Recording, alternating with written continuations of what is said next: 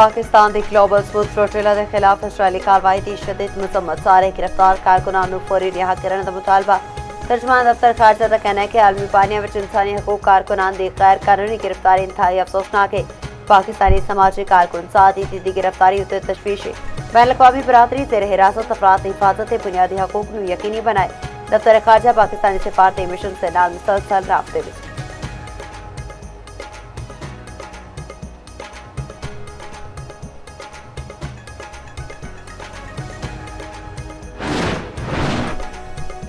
Israel में ज़ेर हिरासत मुल्क फ्लोटिला दरकार शदीद जिस्मानी ते नफ्सियाती तशद्दुद वकला ने दर्जना अफराद विच फसलियां टुटन ते सांस लैण विच दुश्वारी वर्गी अलामात विखाया।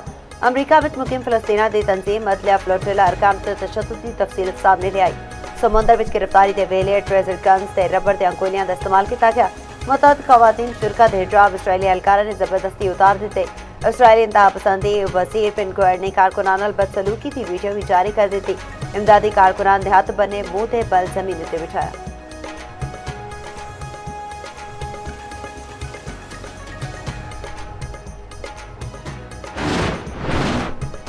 स्मूथ फ्लोटिला के गिरफ्तार कारकुनान नाल बदसलूकी की वीडियो उत्ते दुनिया भर तो इसराइल की मुसम्मत। इसराइल को माफी मंगने का मुतालबा।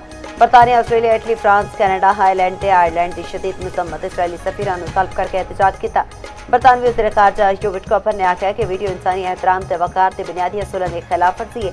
यूरोपीय कमीशन ने भी इसराइली सलूक नूं तौहीनामेज़ ते नाकाबिले कबूल करार दे दिता। अतालवी वज़ीर आज़म जॉर्जिया मेलोनी का इसराइल को माफी का मुतालबा। तुर्किया ने कार्रवाई नूं बहरी कज़ा के जनूबी कोरिया ने अगवा करार दिता। अमरीकी सेनेटर्स क्रिस वेनेल, हेलन ते जेफ मार्कले ने भी इसराइली वज़ीर के इक़दाम की मज़म्मत की।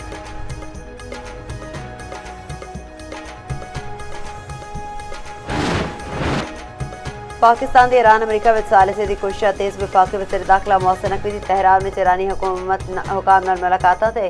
मोहसिन नकवी की ईरानी वज़ीर खारजा अब्बास अराग़ची नाल मुलाकात खत्ते दी सूरत हाल उत्ते तबादला ख्याल।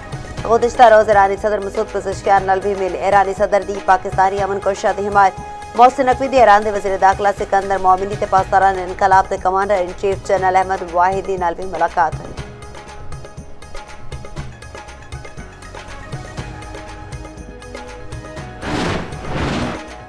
ईरान नाल मुआहदे दे छेती ने ईरान के जवाब का चंद दिहाड़ तक इंतजार करांगे। ईरान नाल तुरंत जवाब हासिल करना होगा। डील नहीं हुई तो अमरीका दोबारा हमला कर सकता है। अमरीकी सदर डोनाल्ड ट्रंप की फेर धमकी। आख्या मुआहदा करने तक ईरान को कोई रिलीफ नहीं मिलेगा। ईरान के मामले उत्ते मेरे ते नेतन्याहू के दरमियान इतफाक है। नेतन्याहू वही करांगे जो मैं कहांगा।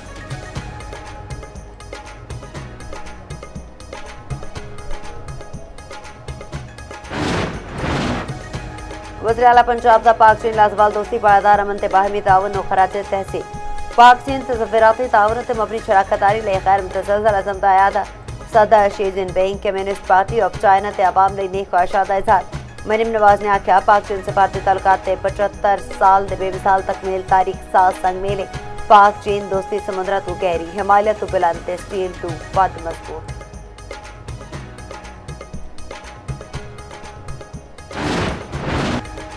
ते जानवर जमीन उत्ते कीमत आसमान उत्ते अपड़ गया। लाहौर, क्वेटा, पेशावर, कराची दी मवेशी मंडियां विच महंगाई अरूज उत्ते। रावी जगिया पुल मंडी विच सोनू ते बबलू नामी बैल ते चर्चे। खूबसूरत जानवरां ते रेट भी बुलंद। शहरी परेशान। पंजाब विच अवामी मकामात उत्ते सीरी पाए साड़न ते दफा 144 नाफिज।